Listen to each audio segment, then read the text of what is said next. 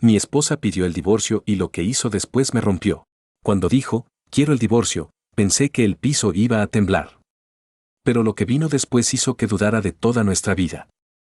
No sé cómo contar esto sin que suene como una telenovela barata, pero fue mi vida y todavía me arde. Me llamo Leo, no es mi nombre real, y vivíamos en Puerto Lirio, una ciudad tranquila donde todos creen que se conocen. Mi esposa, Nora, y yo llevábamos 8 años juntos. No éramos perfectos, pero teníamos rutinas, planes y hasta una lista de viajes pegada en el refri con imanes. Por eso cuando una noche me dijo, con voz suave, que quería divorciarse, me quedé en blanco. No fue una pelea, fue peor, porque venía ensayado. Me habló de que ya no se sentía feliz, de que necesitaba encontrarse, de que no era culpa de nadie. Yo le pregunté si había alguien más y ella me miró como si yo acabara de insultarla, jurando que no. Me quebré ahí mismo. Dije cosas dramáticas que me avergüenzan y en el impulso solté la frase que ahora todos repiten como si fuera un eslogan, que me iba a pegar un tiro. No lo dije para manipularla, lo dije porque me sentí vacío y sin salida en un segundo. Me fui de la casa con las llaves temblando en la mano. Manejé sin rumbo hasta un estacionamiento a las afueras, me quedé sentado con la frente contra el volante y lloré como no lloraba desde niño.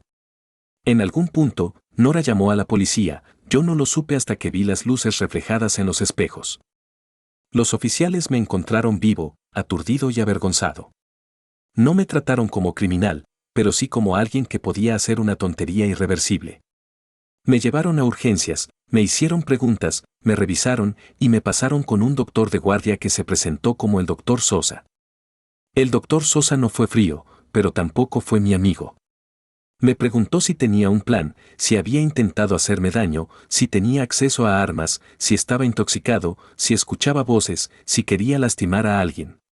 Yo le dije la verdad, que había dicho una barbaridad, que me sentía destrozado, pero que en ese momento no quería hacerme daño, que quería dormir y entender qué estaba pasando. Me dejó hablar más de lo que esperaba. Le conté que todo había sido de golpe, que mi matrimonio se sentía como una pared que se cerraba y que esa frase se me salió por desesperación. Al final escribió notas, habló con una trabajadora social y me dijo que, por lo que veía, yo no era un riesgo inmediato para mí ni para otros, me dio indicaciones, números de ayuda y recomendó terapia urgente. Salí de urgencias con una bolsa de papeles y una mezcla rara de alivio y vergüenza. Nora me recogió en silencio, no me abrazó, pero me llevó a casa. A la mañana siguiente, ya estaba buscando consejería de pareja como si eso pudiera coser algo que se había rasgado de raíz. Fuimos a 3 sesiones en un consultorio con olor a café viejo.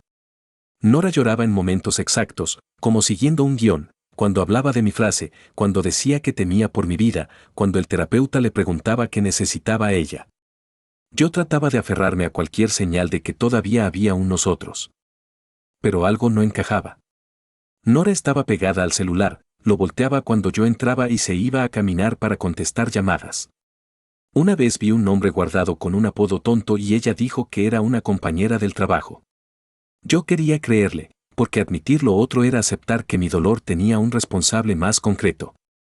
18 días después de que salí de urgencias, todo se apagó. Esa mañana discutimos por algo mínimo, ella dijo que mejor nos dábamos un tiempo, y yo me quedé solo con una sensación de derrota que ya era física. No voy a dar detalles, pero esa noche yo tomé una decisión fatal y no sobreviví, lo que sigue me lo contaron mi hermano y un amigo, y lo he reconstruido por mensajes, correos y recuerdos ajenos. Mi familia se rompió en un duelo confuso, mezclado con culpa y coraje. Nora se presentó en el funeral con la cara seca, como si se le hubieran acabado las lágrimas antes. Y casi de inmediato, antes de que la casa dejara de oler a flores marchitas, empezó a aparecer con otro hombre, Darío, como si fueran una pareja oficial desde siempre. Al principio todos pensaron que era su forma torpe de lidiar con el dolor. Luego llegó lo peor, Nora empezó a decir en voz alta que el doctor de urgencias me había dejado ir cuando no debía, que era negligencia, que alguien tenía que pagar. Hablaba de una demanda por mala praxis con una seguridad que parecía más financiera que moral. Y entonces ocurrió una coincidencia macabra, el doctor Sosa había fallecido 4 días antes de mi muerte. Nora no se detuvo, sus abogados le dijeron que igual podía demandar al patrimonio, que la viuda del doctor sería la representante. En otras palabras, en vez de pelear contra un hospital o una aseguradora, fue contra la esposa del médico, una mujer que también estaba de luto. La viuda del doctor no quería un juicio largo. Tenía hijos, costos y el cansancio de pelear mientras lloraba en privado. Terminó aceptando un acuerdo por varios millones para cerrar el caso, y Nora lo celebró con una ligereza que, según mi hermano, daba escalofríos. Meses después, la ciudad empezó a hablar más fuerte. Una excompañera de Nora dijo que Darío ya estaba en su vida desde antes de la palabra divorcio, que habían viajado juntos por trabajo y que se les veía como pareja en eventos. Salieron capturas de mensajes, fotos en un bar y hasta un recibo de hotel con fechas anteriores a aquella noche en que Nora me miró a los ojos y juró que no había nadie más. La gente armó el rompecabezas, infidelidad escondida, divorcio anunciado como si fuera una decisión espiritual, mi frase desesperada convertida en prueba, y una demanda usada como martillo para sacar dinero de la viuda de un doctor que ya no podía defenderse. No sé si Nora planeó todo desde el principio, pero sí sé que cada paso después de mi muerte pareció más conveniente que triste. Si estás leyendo esto como si yo estuviera vivo, imagina que es mi voz intentando entender por última vez que fue real. Yo dije una frase terrible y cargué con mi salud mental, sí, pero también fui empujado por un derrumbe que no era solo mío. Y todavía me pregunto qué habría pasado si alguien, en vez de enfocarse en culpar a un doctor, hubiera tenido el valor de decir la verdad a tiempo. ¿Soy yo el villano por haber dicho esa frase y haber puesto a todos en alerta esa noche? ¿Nora fue la responsable moral de mi final por ocultar la relación y acelerar el divorcio? ¿Es ético demandar a la viuda de un doctor por algo que él evaluó sin señales claras de riesgo inmediato? Respuesta 1. 12.4K. No eres el villano por estar roto. Lo que hizo ella después, especialmente demandar a la viuda del doctor, suena a depredación emocional y legal. Respuesta 2. 8.9K. La evaluación en urgencias no es una bola de cristal. Si dijiste que no eras riesgo inmediato, el doctor hizo lo que hacen con la información disponible, la demanda fue oportunista. Respuesta 3. 6.1K. Lo peor es que ella ya estaba con el otro antes. Eso cambia todo, no fue una separación triste, fue una salida planeada y luego buscó un culpable externo para limpiar su imagen. Mi contadora favorita me llamó llorando, y su esposa era el monstruo. Ella era un ángel para todos, la esposa perfecta. Hasta que vi el correo que no debía existir. Conocí a Darío por mi pequeño negocio en Puerto Cardenal. Era mi contador, pero también el tipo que te respondía un domingo si te entraba una duda, paciente y buena onda, como si tus números fueran problema suyo. Su esposa, Mara, era la referencia viviente de pareja ideal. Voluntariados, rifas en la escuela, comida para vecinos enfermos, sonrisas impecables, incluso yo, desconfiado, pensaba que Darío había tenido suerte. Luego empezó a verse mal.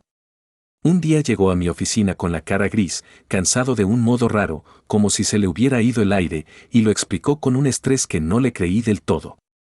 En semanas, su voz bajó y su energía se apagaba a mitad de frase. Me dijo que estaba bajando de peso, que se mareaba, que se le olvidaban cosas, y que el doctor le ajustaba medicamentos para la presión y para dormir. Mara, en vez de verse asustada, se veía eficiente. Lo acompañaba a todo, hablaba por él, anotaba, recogía recetas y, si alguien sugería otra opinión, sonreía con esa amabilidad que cerraba la conversación sin discutir. Una tarde Darío me llamó desde su coche con la voz temblorosa. Dijo que no sabía si estaba paranoico, pero que necesitaba contarle a alguien algo muy feo, y le dije que se viniera a mi oficina. Llegó sudando frío, con ojeras, y pidió agua. Me contó que esa mañana Mara salió a mandados y él quiso usar la computadora de la casa para revisar sus estados de cuenta, porque ya no entendía en qué se iba el dinero.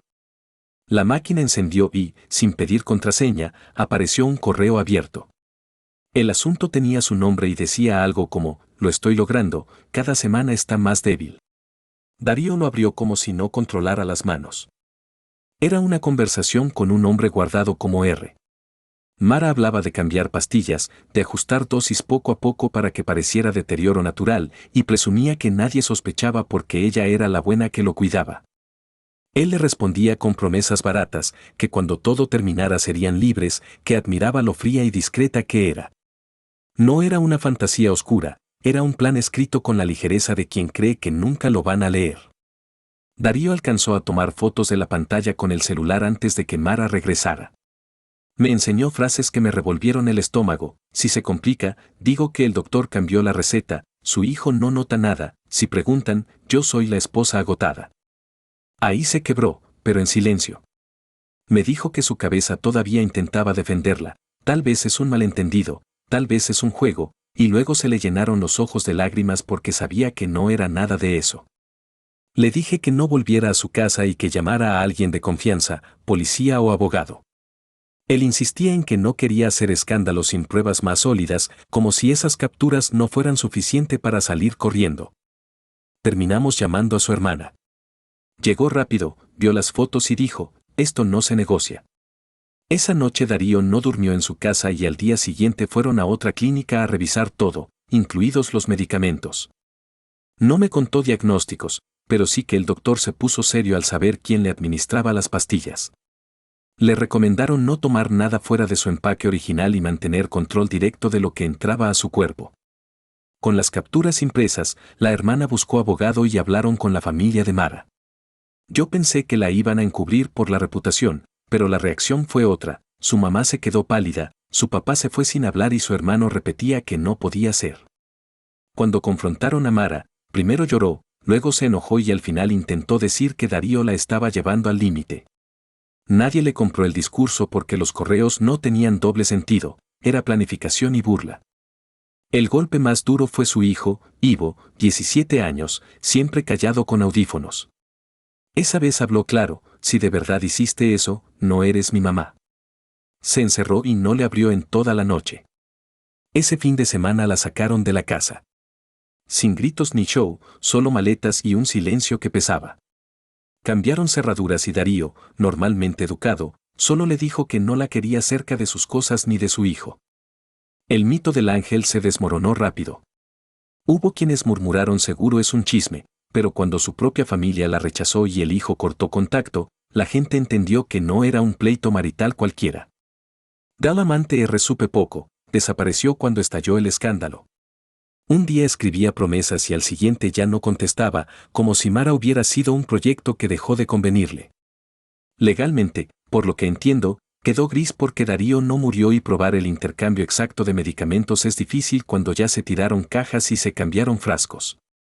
Aún así, Darío inició separación, puso distancia total y con el tiempo fue mejorando. Yo me quedé tocado. Cada vez que alguien dice pero ella es tan buena, me acuerdo de Mara sonriendo en la calle y escribiendo correos donde presumía lo discreta que era. Darío sigue hablándome, pero no es el mismo, a veces se queda en silencio, como si escuchara una versión vieja de su vida, y yo solo intento que no se sienta solo con esa verdad. ¿Soy el malo por insistirle a Darío que actuara y lo contara a su familia aunque él quería discreción? ¿Debería contarle la historia a más gente del barrio para que no la vuelvan a idealizar, o eso solo se vuelve chisme destructivo? ¿Ustedes podrían perdonar a un familiar que intentó algo así si no llegó a pasar lo peor? Respuesta 1. NTA. No es chisme si estás evitando que la gente le dé acceso a otras víctimas potenciales. Si la familia y el hijo la rechazaron, es por algo. Respuesta 2. Lo más terrorífico es lo de la esposa agotada como coartada. Esa gente vive de la empatía ajena. Darío hizo bien en salir con vida. Respuesta 3. Si el proceso legal quedó flojo, al menos que quede el divorcio y una orden de restricción. Y tú, como amigo, hiciste lo correcto presionando para que actuara rápido. Si te gustaron esas historias, suscríbete.